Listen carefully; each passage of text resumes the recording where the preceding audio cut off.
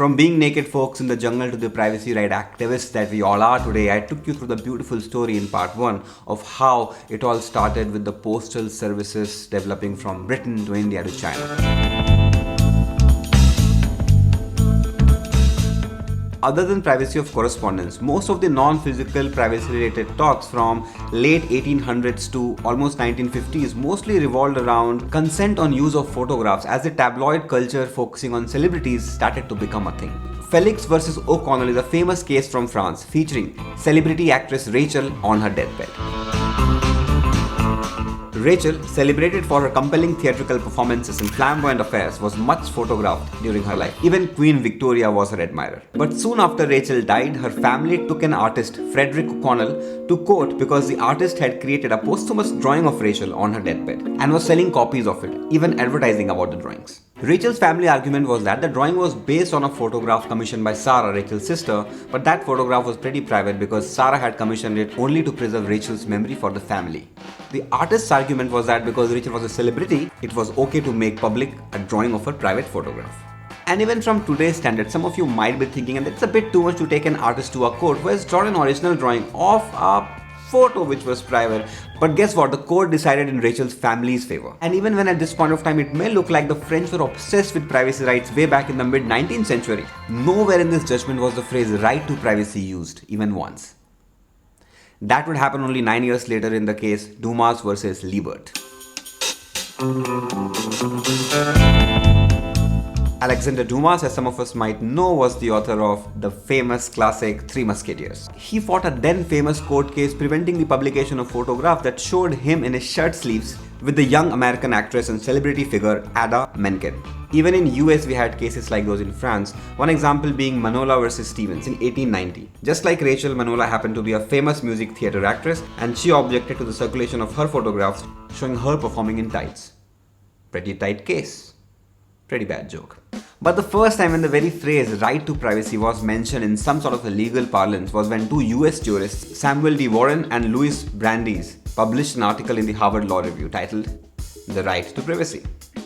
What they did was give the right vocabulary to all these cases from France and UK and US involving celebrities and the use of their photographs. And in that sense, in 1890, the right to privacy was understood as a right to be let alone. But it was from here that the concept of right to privacy as we understand it today started to evolve. Alan Weston's writing and his famous 1967 book, Privacy and Freedom, is considered by many as the modern basis of all that the privacy rights mean today. As per Weston, at least in democracies, privacy serves 4 functions both for individuals and groups. 1. Emotional release. There are things that we all have to do in private for us to feel sane. 2. Personal autonomy. Privacy is essential to ensure that we as individuals can exert our individuality on events, news, policies, because what happens is that once we know we are being monitored, our behavior changes. We become more compliant, more conformist, and that is not good for any democracy. 3. Self-evaluation. Privacy provides opportunities for confidences and intimacies. We all have those things which might be legal, but when they become public, they will embarrass us or make people judge us. 4. Protection from being manipulated or dominated by others. Let me share a real example from history to illustrate the implication of this 4th point of protection.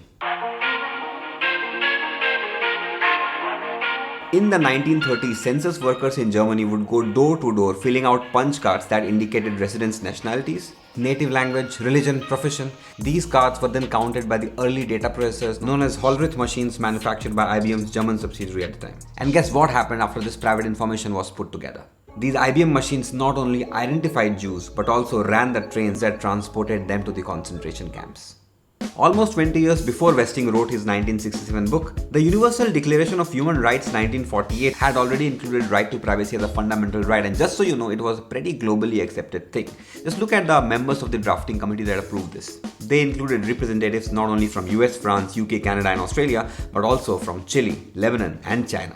As the concept of privacy evolved from just letters and photos to newer form of data and information like phone calls, almost every country kept updating their laws. By the end of 1970s, US and most European countries had some form of a data protection law in place, and it has only strengthened till then. And one of the most recent major steps in that direction can be attributed to Mario. Okay, not him. In 2009, Mario found that a Google search of his name brought up a 36-word document concerning a case from late 90s where banks had threatened to seize his house. Now Mario had already paid off his debt, so he found this piece of information irrelevant, and so he dragged Google to Spanish court claiming that it was illegal for the internet to have a permanent record of his life. The case went up all the way to European Court of Justice, and in the end Mario won. In a huge ruling, the highest court in Europe ruled that Google and other search operators like it must delete search results if they are requested. They're calling it the right to be forgotten. And in 124 years, the world had graduated from discussing the right to be let alone to the right to be forgotten. He is now world famous for being that Spanish guy with debts from 1998. The only thing I know about him is the only thing he didn't want me to know. But are concepts like right to be let alone and right to be forgotten even applicable in present time when all of us are busy sharing every aspect of our lives every second with everyone?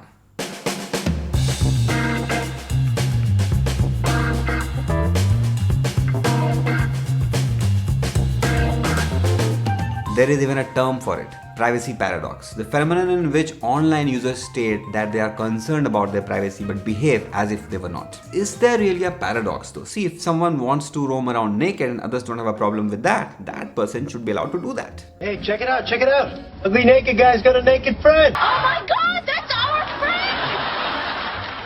So I think ultimately it boils down to choice, and there are these people who keep quoting China all the time, saying that Chinese don't care about privacy because ever since the monarchy ended in the beginning of the 20th century, China has mostly been a socialist communist country where individuals are always secondary and the collective society comes first. And then they will say that this necessarily isn't a bad thing because look at China, it's about to be the global power, so maybe privacy rights are just overrated Western concepts. It's understandable why we sometimes think like this, but the reality is more nuanced than it seems on the surface.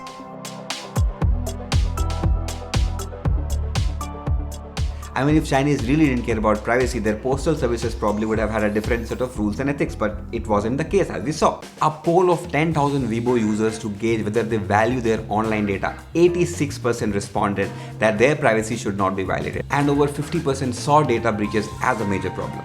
Chinese do care about privacy. Everyone might not agree with it, like Baidu's CEO. Baidu is to China what Google is to the rest of the world. The Chinese people are more open or less sensitive about the privacy issue. If they are able to trade privacy for convenience, for safety, for efficiency, in a lot of cases they're willing to do that. And this led to a serious outrage on social media. I mean, 2 months prior to Robin making this statement, Baidu had already been taken to court by Jiangsu Consumer Protection Committee for illegally collecting user data. 自由. What's your problem? The thing is, in 2015, China expanded its criminal law to include privacy protections, and although initially it applied only to data collection by government entities, it was further expanded to include anyone buying and selling data illegally, which by the way is a big problem in China. The Chinese laws and regulations have only strengthened since then. In 2017, for example, something called cyber security law came into effect, followed by another set of standards for the handling of personal data, which specified stuff like data collection should be minimal, retention to be short, and usage to be kept to a minimum. Today, China has over 200 laws, rules, regulations pertaining to privacy, and some of you might be thinking that most of it is on paper but not applied on ground, and that might be true to an extent because China is after all China, but the fact is, some action on ground has also been noted, at least when it doesn't harm the government. For example, in early 2000, there was a high-profile data privacy-related case involving the multinational pharma GSK. Two corporate investigators hired by GSK, Peter Humphrey and his wife Yu Yingzheng, were prosecuted under China's criminal law because they had illegally obtained 256 pieces of information on Chinese citizens. And by the way, just so you know, these investigators had been hired by GSK to find out who had leaked out a sex film of one of the bosses of GSK. Anyway, so now we know that privacy rights have always existed across the world, just that their scope widens from including just the physical aspects of privacy like privacies of our bodies and our houses to the non-physical aspects like privacy of correspondence, privacy of photographs, and privacy of all sorts of data that we have today, from what we search on Google to our GPS coordinates. And these privacy rights have existed for all the valid reasons I spoke about earlier. But the thing is, during times of crisis like wars and pandemics, and even during criminal investigations, when letting go of these privacy rights on a case-by-case basis and for a defined period of time, hopefully not indefinite, is of help to the society as a whole, we have been fine with that too. Does this mean privacy rights are overrated? Certainly not. All it means is sometimes it's okay to give less preference to an individual need over the collective needs of a society.